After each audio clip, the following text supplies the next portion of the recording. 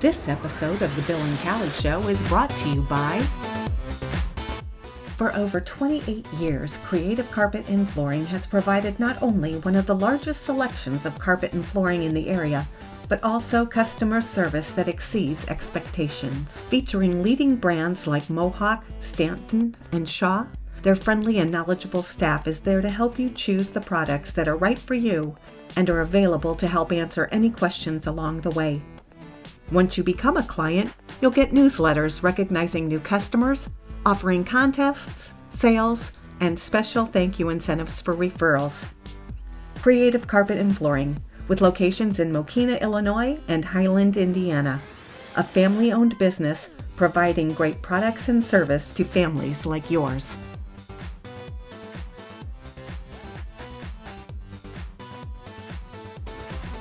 The Bill and Kelly Show is recorded at Studio A at Executive Suite Squared in beautiful Hammond, Indiana.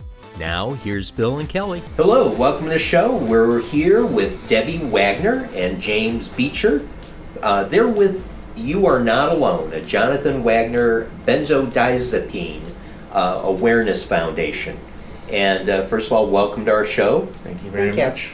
And please tell us a bit about the foundation that you've put together. All right.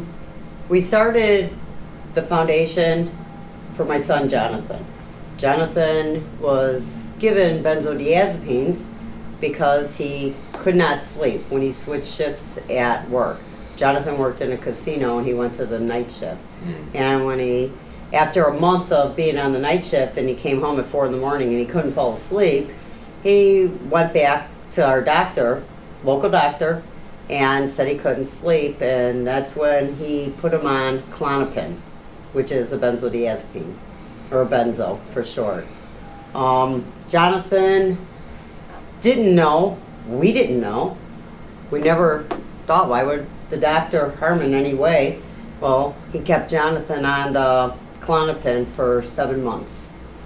And Jonathan, around November, decided he didn't want to take a benzodiazepine, or he didn't even know it was a benzo. He didn't want to take a sleeping pill anymore.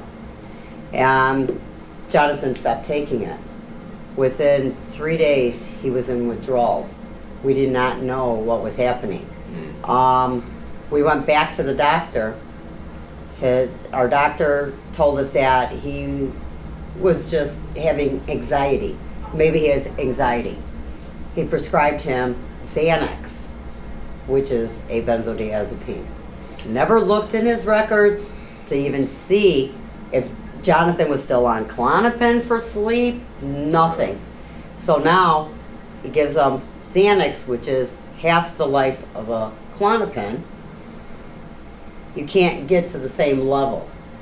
So Jonathan's taken more and more Xanax to try to get to the level of the Klonopin, which now at this point we don't know. Go back a week later, he's a mess. The depression, the anxiety, he's having panic attacks. It's like, we're like, what's going on? He gives him more Xanax. He says, oh, you're just having anxiety, you're having anxiety. And we're like, okay, all right, John, you're having anxiety. Well, what's going on? Why are why are you having anxiety? What is causing this? Well, let's maybe go to some counseling. Let's talk to somebody. Let's get into why. Yeah, we're like, well, why all of a sudden are you doing this? Yeah. Then we go back to the doctor. He hands us another prescription for Xanax, 90 pills, and he turns in his little stool. And he looks at us and he says, he hands us a prescription, says there's nothing we can do for you, you're in Xanax withdrawals. Now, we're leaving this office with him in Xanax withdrawals, 90 pills, and he sends us to a psychiatrist in Munster. The guy was awful. Jonathan got in there. Jonathan was treated like an addict. It was horrible. He made him go to addiction classes, meetings, $500 a pop. Out of pocket. Twice a week. In order to keep getting his prescription. So there wasn't any plan for detoxification? You can't, you really can't detox off a benzo. Okay. Depending how you're saying. I didn't know that. We didn't know you have to wean off a benzo. Mm-hmm. You have to literally shave pills or do a water Soluble. to get off of a benzo. Okay. It's not, and that's what happened. What happened was when Jonathan stopped taking it, his body went into withdrawals. The doctor never noticed it, just said he had anxiety because we went in because he had anxiety, he had depression, he had panic attacks. So all these were a result of his Klonopin. All right. That he But stopped taking it. That he was going through all the depression and anxiety were a product of going through withdrawal. Yes. Not to mention a plethora of other things like digestive issues, shaking, Yeah. possible Yeah. seizures. Yeah. Goodness. Jonathan started going through a lot of it. I mean, we didn't know what was going on. We're still typical family, like we're trying to figure out what is going on here. In order for Jonathan to get, and I remember because it was January 1st, and he said he didn't want to go back to the other doctor because he finally stood up in the meetings and said, I'm not an addict. My doctor did this to me. I'm not an addict. And in order to get Klonopin, he made him go to the classes. Finally, they took him out of the meetings because he just stood up and said, I'll open that door and I'll get anything I want right now. I'm not an addict. And he refused to say he was an addict. And that's the hardest part. You know, here the family doctor does this to him, and now he's labeled as an addict. And he said he refused to be labeled as an addict, even in the state he was in. Finally, you're talking my husband, my son, me, Jonathan. We're using Google to try to figure out what is wrong. We can't even go to our doctors.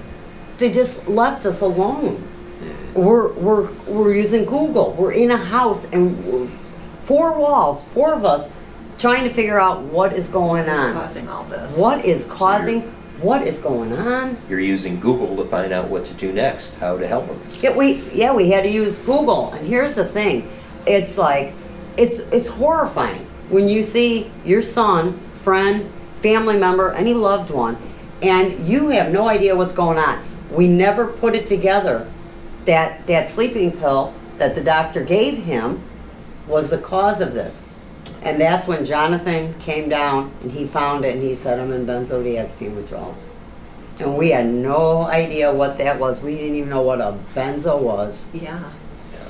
It's self-diagnosis. Yeah. And yeah. how sad that you have to do self-diagnosis. Well, here's a bigger issue. You have sick people helping sick people. Yeah. You can't find doctors. You can't find psychiatrists. You can't find anybody that can taper anybody off a benzodiazepine. Because they hand them out, and they hand them out like they're Skittles candy, Pez candy. They're handed out freely. In a lot of those class of drugs, you're only supposed to take 2 to 4 weeks in a span of your lifetime. Yeah. Not 7 months straight. Right. And Klonopin is one of those drugs. So Klonopin is not supposed to be prolonged use. And Jonathan was given a prescription for 7 months straight. Yeah. Jonathan was on that's it ridiculous. for 7 months. So let me ask you this, because I know there's several, particularly in Lake County, there's 2 rehabilitation facilities. There's Recovery Works in Maryville, and then there's Heartland out in Lowell. None of those have a program for this? I went to the one in Maryville, Yeah. and I sat down with them because we're desperately trying to find a rehab, a doctor. Right. We're trying to find anybody that will help taper people off of these benzos. Because the important part is, whatever I could tell anybody, the most important part, do not just stop taking them. Right. Do not. You must taper Yeah. off of a benzo. Mm-hmm. And I went to the one in Maryville, and I sat the smallest amounts. That is why when you're shaving pills, Jonathan, we got to a point where we had to buy a really good scale, and we had a razor blade, and we were literally shaving milligrams off a day. And so when you take the Klonopin and you cut it in half, you've sent them into withdrawals. And then, 2 weeks later, you're going to cut it in half? You can't do that. Now, all through this process, you weren't able to find a doctor to assist in this at all? No. Wow. No, we didn't. We didn't even. When we actually found out what was going on with Jonathan, we didn't know what to do. We went to the psychiatrist he sent us. Jonathan asked him, should I water taper or should I? And he goes, what is that? He had no idea even what that was. And he goes, how much should I be shaving off the pill? No idea. We found the Ashton manual, Heather Ashton, from the UK, that has done years and years and years of research. We actually Jonathan found the Ashton manual. So we were using the tapering from the Ashton manual, which kind of was a guideline. But it's one of the only tapering methods out there that anybody has ever gotten. And had some success with. So And it's Jonathan, got to be done very gradually. Yeah. very slowly. Yeah. Very slowly. When you're coming off it, a benzodiazepine literally changes your brain. It's not like taking an aspirin or it literally changes the neurons, the GABA, everything in your brain. So you're not even, when you take it out, your brain no longer is building up. So yes, all of a sudden you've taken everything out because the benzo has attacked all the neurons and the gamma and everything in there. There's no way your body starts building it up. Right. So you go into this horrible dark place. Now, Jonathan was a productive person in society. Jonathan loved life. He golfed. He loved it. Yeah. And to see what that medicine changed his brain and what had happened to him was horrifying. Yeah, that's a shame. Oh my gosh. Yeah, so I could feel having to do all this research when we have all these medical facilities in the area. How frustrating. That has to be very frustrating. So, hence, I take it this is where you start developing this foundation to help and educate people. Well, what happened was after Jonathan died, I realized there were so many people out there that there's no help for. Mm-hmm. There is no help. I mean, when Jonathan was going through this, we literally had called all over the place. Jonathan was calling Texas. He was going into rehabs in Texas. Don't you dare get on a plane. Don't you dare. And he wasn't really stable enough. I mean, 1 minute he's in, when I say 1 minute, I mean literally, 1 minute he's crying from depression. The next minute he's in anxiety. The next minute he's breathing in a brown paper bag because we're having panic attacks. And we didn't even realize it when Jonathan, we'd be sitting there and Jonathan would be shaking. We didn't even realize he was having mild seizures. We didn't know this. We were just your typical middle-class family out here, and this just horrifying thing happened, and we had to figure it all out by ourselves. So even when we called the doctors and we asked the doctors, they couldn't do anything. And I could remember finally it got so bad that we were just lost, and we had called Rush 3 times trying to get him into Rush. And we couldn't get him into Rush.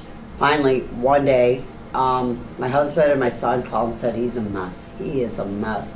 And we're like, all right. I come home from work. We grab him. He has a backpack. He has a t-shirt and a pair of underwear in there. And he just wanted to get help. So we took him through the emergency room at Rush. And when we told them what they did here, they didn't want any of the records. they said what they did was wrong. They said Jonathan should have never, as soon as we told him, he put him on Klonopin to sleep. They just put everything down and said, oh God, oh God. And we ended up putting him in a hospital for a week. And Jonathan had already tapered himself down pretty far. So they were just trying to keep him leveled out still. And he was there a week, and he was doing good.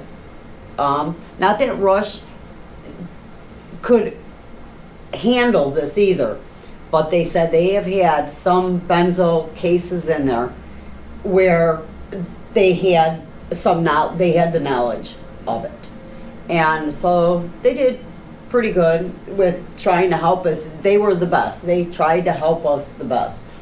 And then of course we went back and forth with so much medication. He was put on this, he was put on this, he was put on stuff that would stop his liver. I mean, he was put on Valium, he was put on, you name, he was put on it.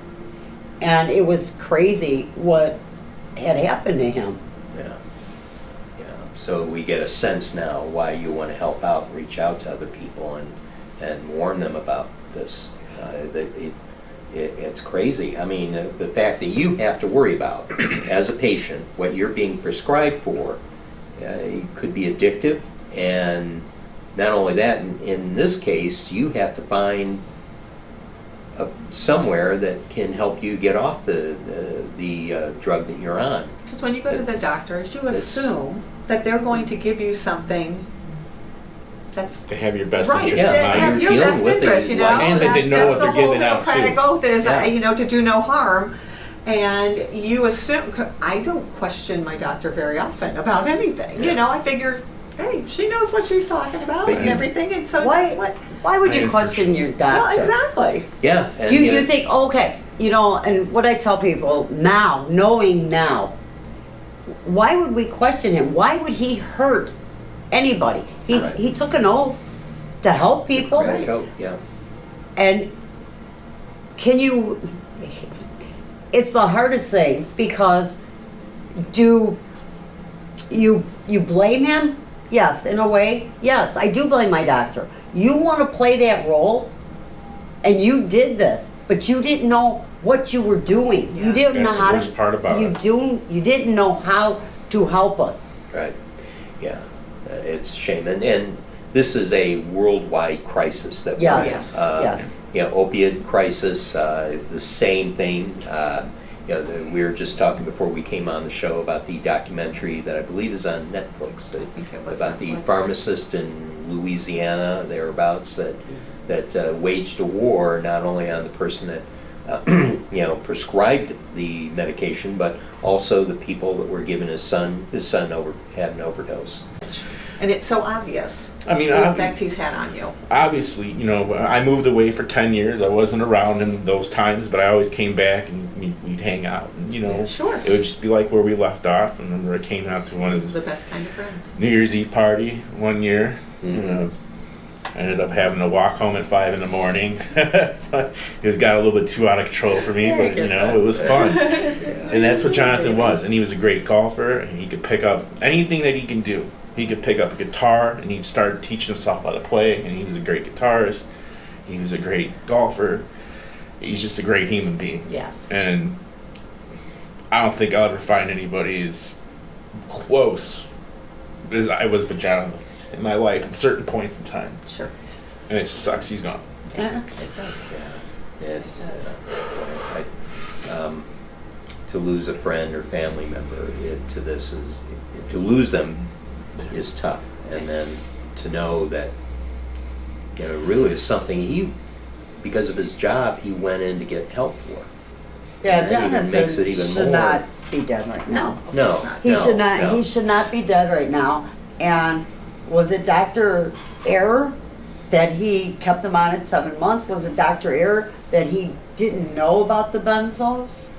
Yeah, it sounds like everything is like a Unfortunately, cluster, you know what. Yeah. You know, I It's mean, just all like part of the everywhere you story at this turn, point. Yeah. something was not Yeah. right. It just wasn't right. Jonathan wasn't an addict. He wasn't a drug addict.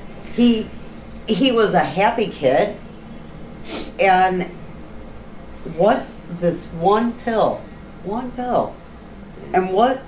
and I try as hard as I can to get over not totally hating the doctor. Sure. And for a long time, even now, I mean, it's easy to say, I hate him. Well, no, he's not. I'm not a fan of his, but you don't know what hate is. And geez, oh man, it's like, if I hear his name, him, it's like, why did you do this? And when this doctor sits in that room, when we're in there, and he says to Jonathan, oh, I know you're not an addict. We golf. I've seen you on the golf course. We golf together. Well, how can you do this? How can you? Is it his responsibility? Yes. It was the doctor's responsibility to know about what he was handing out. And the pharmacist too, though. I mean, the you have pharmacist. to blame him. Go to a pharmacist. They know more. Yeah, they are. It's a 5-year program, and they're also trained more on the medication. Yeah, Yes, and of course. quite honestly, That I don't personally have any hate for anybody in the medical community.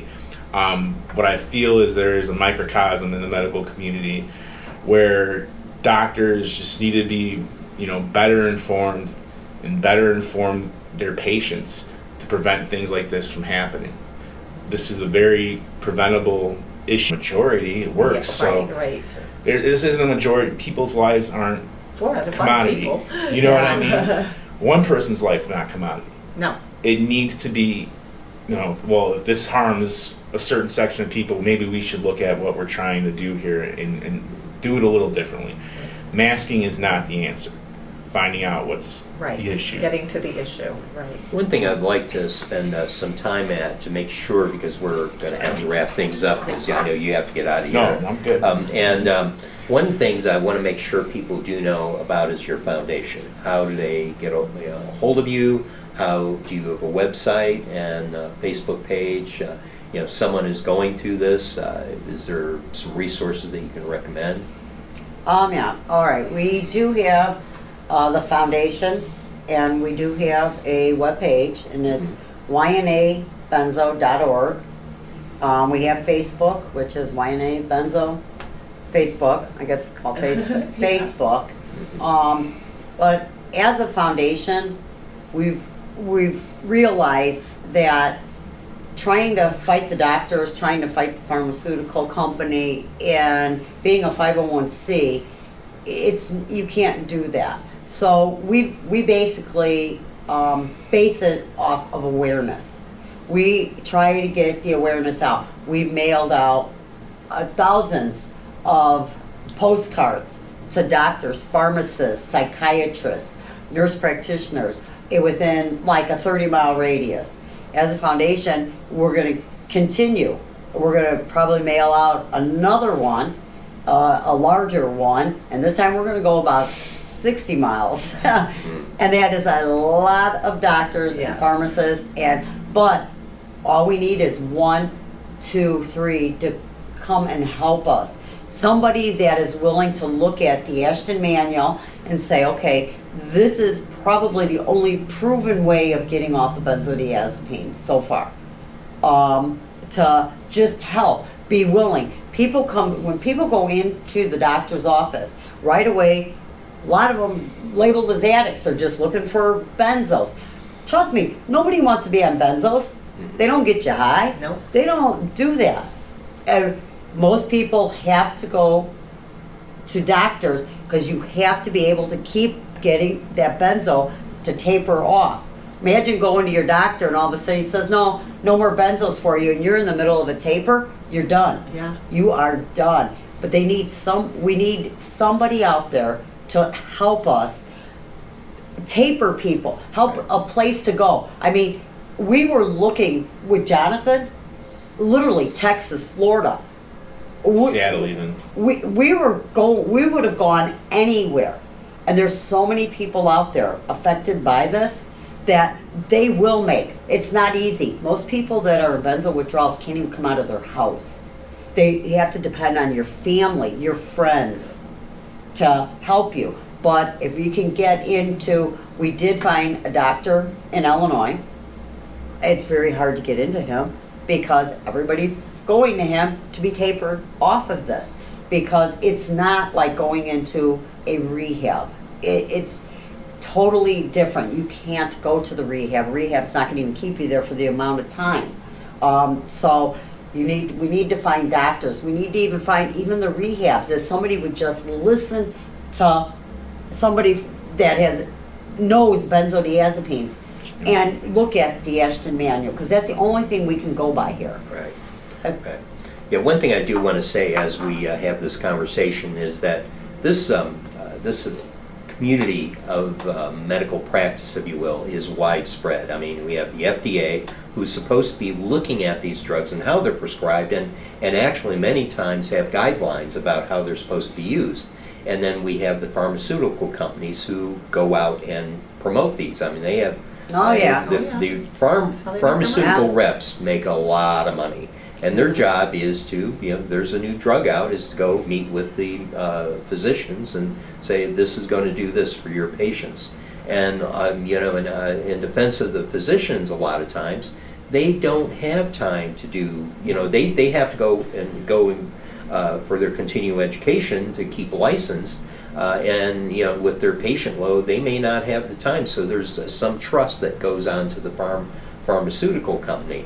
So it's something, what I am trying to say, it's a broad shoulder problem we have here. It's not just one person is responsible for this.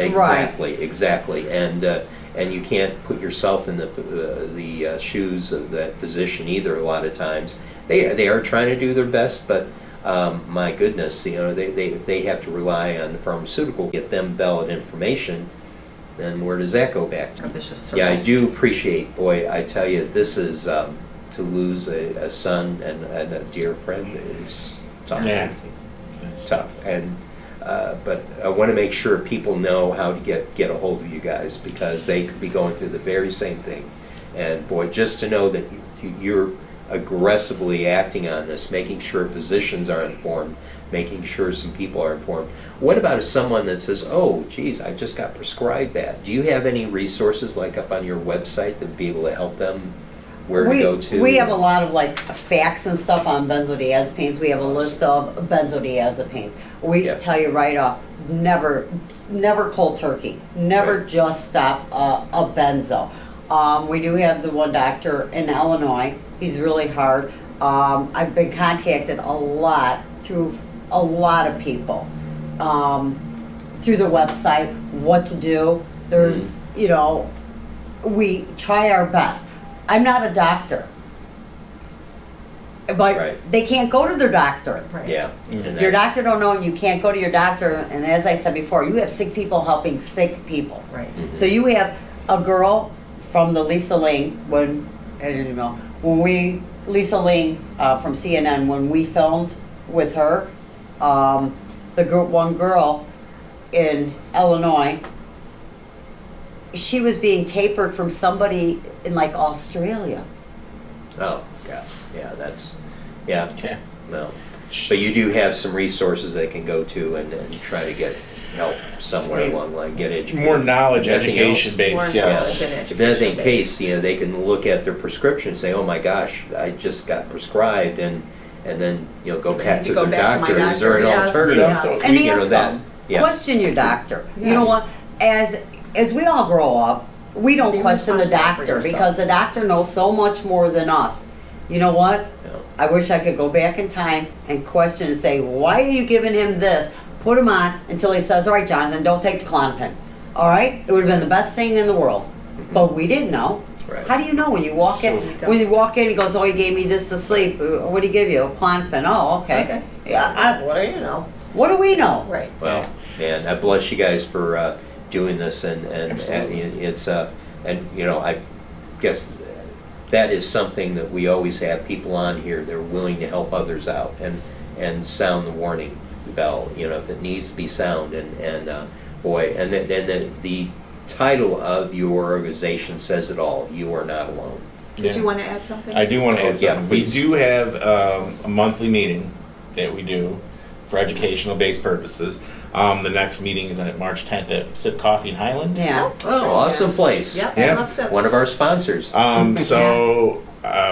If you have any questions or any concerns, if you are on benzodiazepines and you have questions, feel free to come. We'll be able to answer them as best as we can. We are not medical experts, but we will be able to provide you some sort of education and some sort of background on the drug. And, hopefully, if you are struggling, we'll be able to give you some guidance on helping you. Well, here's the thing on it. When Jonathan was going through this, we were all alone. There was nobody out there. There was nobody to help us. There was knowing nobody there's to somebody talk out there to. is huge. Nobody even knew what benzos were. There was nothing. We were literally we were just alone. I'll hold the bag. We had nothing. Yeah, We had that's absolutely the worst nothing. feeling in the world. If I'll we tell you. could find one person, and we finally found a lady on the internet at $50 a half hour to talk to you, but it would calm Jonathan down because she says, you can get through this, you can get through this, okay? This is what I did, this is what I did. So the best thing that we could do is loved ones. If you're going through benzo withdrawals, you're probably not coming out of your house. You're probably not functioning.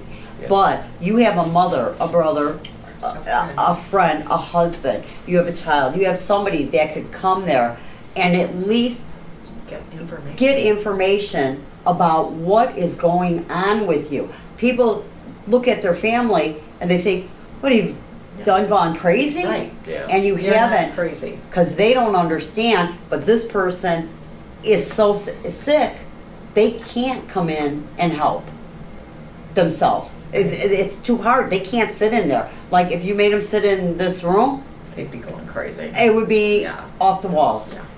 Another key thing is that we would like to get information out to our listeners. Evidently, this foundation, you probably are funding a lot of it yourself, but Yes. are you having any fundraisers? Are you considering any fundraisers? All right. We do, we do every year. We do a big benefit. This year, we're trying to set up a concert in the park. Oh, lovely. All right. Instead of going to, and your local Frank Mervan has Yeah, he's a great guy. He has Very supported good us, guy. and he's always donated social center and stuff. Yes. He's been great. Frank Moran has definitely. This year we're trying And to Bernie Seaman, too. set up a concert in the park, so people can come out and we can get more and more and I more love it. people. Because we hand out information anywhere we can. We go to the night outs, we go to the schools. We'd like to get in the schools. Our poor kids in high school, Yeah. That's where a lot of it starts. they are very, very much taking it, not knowing what they're taking. Right. Please Well, keep us informed of right. anything that's coming up. If you're doing fundraisers and things, We have a let us golf know because outing. we What, want to what let day? this. June 4th or June? We have a golf outing in June. Yeah, and June 13th, June 13th. we'll Get have. on like an event on your Facebook Yes, page. yeah. Okay, And we'll perfect. make sure Yeah. we put it up and Yeah. keep it.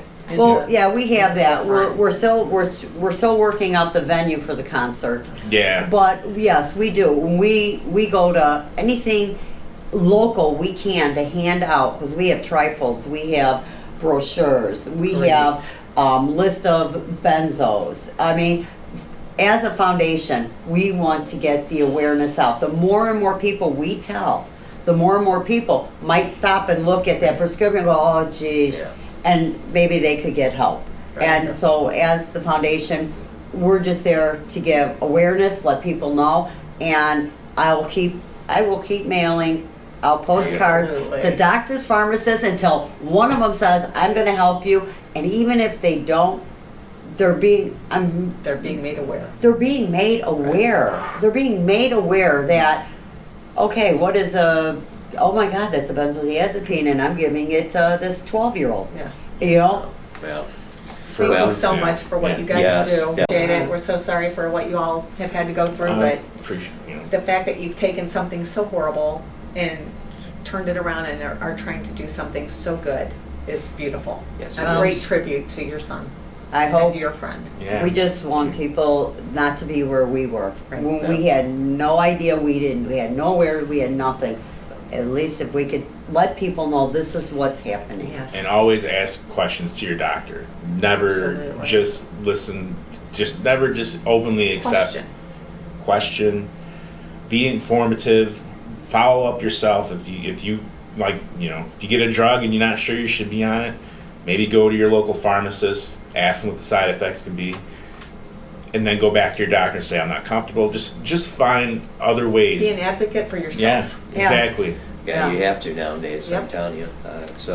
Well, Thank with you that, so we better much. start wrapping things Thank up. you. And thank you so much for No, reaching out thank to you us, guys. coming Thank you on for our having show. us. And Thank you. Appreciate it. we'll get this out today, later on this evening. And And we'll put all the information up there for you guys so that you'll know Definitely. how to. Sorry, I get help. cried. Oh, that's Oh, no. hey, it's- Don't ever boy. be sorry for that. yeah, I've cried on this show before. She's witnessed it. Don't ever There's some, be sorry we for cover feeling some tough feelings. subjects here, so it's Yes. Well, I applaud that because there's a lot of people that I've tried to reach out to that don't want to cover tough subjects. yeah. Now, there's a Thank lot you, of things Bill going on that we feel that we've got to provide a platform, whether it's non-for-profits, getting information about Right. the key things that are going on in the community.